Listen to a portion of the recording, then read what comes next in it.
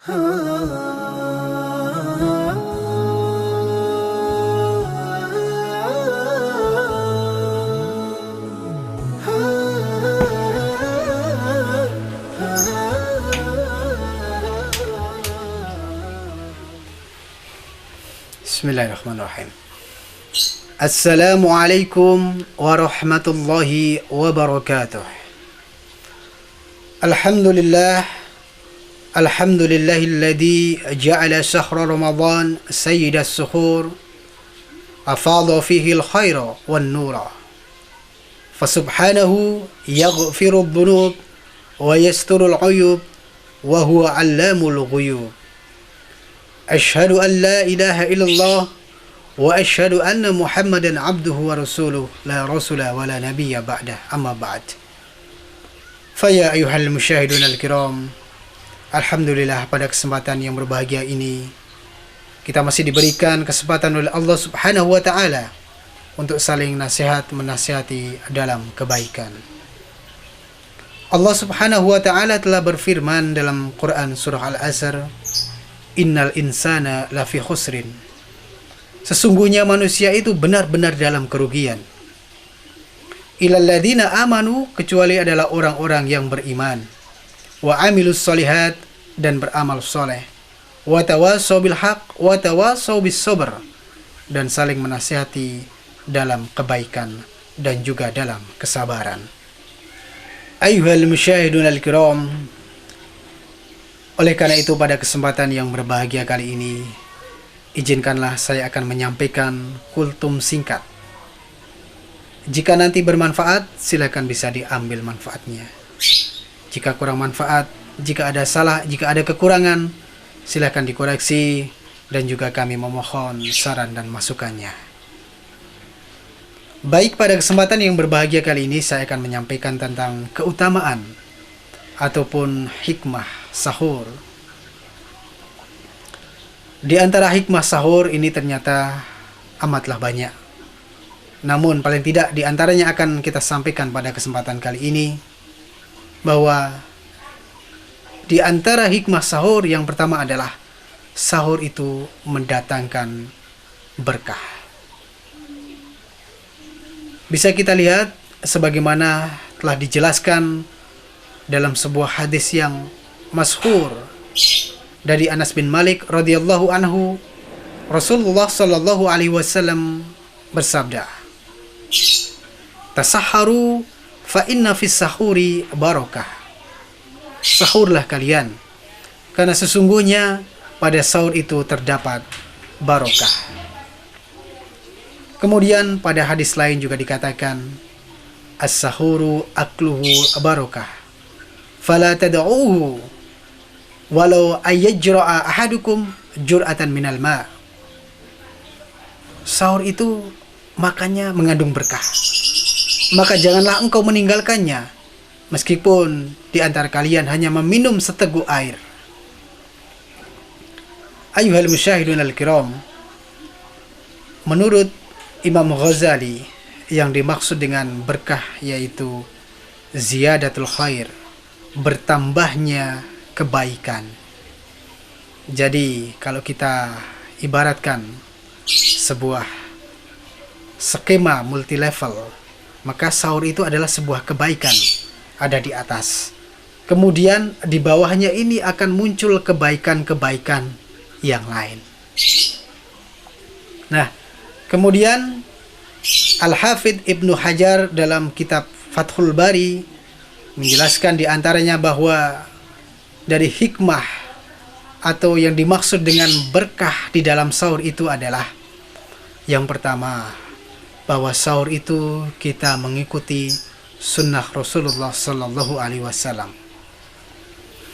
Jelaslah dengan kita mengikuti sunnah Nabi Muhammad Sallallahu Alaihi Wasallam, artinya kita akan mendapatkan pahala dari kita mengikuti jejak ataupun sunnah dari Rasulullah Sallallahu Alaihi Wasallam. Kemudian yang dimaksud berkah selanjutnya adalah dengan sahur itu akan menambah kekuatan fisik kita dalam beribadah. Jadi ketika kita sahur di pagi hari, barangkali kita menikmati santap sahur dengan menu istimewa, dengan menu 4 sehat 5 sempurna. Ada jus kurma misalnya, ada susu di situ, ada daging, ada telur, kemudian ada sayur, ada buah, dan seterusnya. Nah, sudah barang tentu akan meningkatkan kekuatan fisik kita, akan membantu kekuatan tubuh kita dalam beribadah, mulai dari menjalankan sholat subuh, sholat duha, sholat duhur, asar, maghrib, dan sampai ketemu di malam hari. Kemudian aktivitas siang hari, barangkali kita juga banyak menggunakan aktivitas dengan hal-hal bermanfaat, kegiatan sosial, kegiatan dakwah, kegiatan bersedekah, dan lain sebagainya. Nah, kemudian yang berikutnya adalah meningkatkan semangat ruh kita. Jadi setelah badan kita sehat, maka ruh kita, akal kita juga akan sehat, akan lebih baik lagi. Karena sebagaimana kita tahu bahwa al-aqlus salim fi jismis salim, bahwa akal yang sehat itu terdapat pada badan yang sehat. Jadi bermula dari badan kita yang sehat, maka akal kita pun akan ikut sehat. Kita bisa berpikir dengan jernih dan juga bisa lebih fokus lagi. Karena sudah banyak ataupun cukup asupan gizi dan juga asupan air yang masuk ke dalam badan kita, yang kemudian tersalurkan kepada otak kita. Kemudian yang berikutnya adalah dari yang dimaksud dengan berkah itu nanti akan mendorong kita untuk berpikir yang lebih baik dan menghindari akhlak serta berpikir dari pikiran yang kotor. Kita bisa membayangkan jika pagi hari kita tidak sahur, barangkali nanti bangun tidur tidak menunggu waktu sore ataupun tidak usah menunggu sampai siang hari. Di pagi hari mungkin kita sudah ada timbul pikiran-pikiran kecil yang kotor. Sederhana saja, misalnya di pagi hari kita sudah berpikir, wow, jam sekian enaknya minum ini, jam sekian enaknya makan ini, dan seterusnya. Nah, itu akan menimbulkan pikiran-pikiran kotor dan akan mengurangi pahala kita. Jadi paling tidak dengan sahur itu akan meminimalisir pikiran ataupun juga akhlak kotor kita. Kemudian berkah di dalam sahur itu selanjutnya adalah dengan kita sahur itu akan membuka peluang, akan membuka pintu-pintu sedekah. Kita bisa membayangkan ketika hari-hari biasa barangkali jam 3 pagi kita masih tidur terlelap. Tapi dengan datangnya bulan suci Ramadan ini, jam 3 pagi, seorang ayah ataupun seorang laki-laki barangkali mempunyai tugas bangun, kemudian pergi ke masjid, kemudian menghidupkan murotal sebagai tanda ataupun membangunkan warga untuk memulai sahur. Kemudian seorang perempuan, seorang ibu, seorang istri harus bangun lebih awal untuk menyiapkan menu sahur bagi keluarga tercinta, bagi suami dan juga anak-anak tercinta. Ini adalah peluang sedekah. Jadi paling tidak ini sudah dicatat sebagai sebuah sedekah.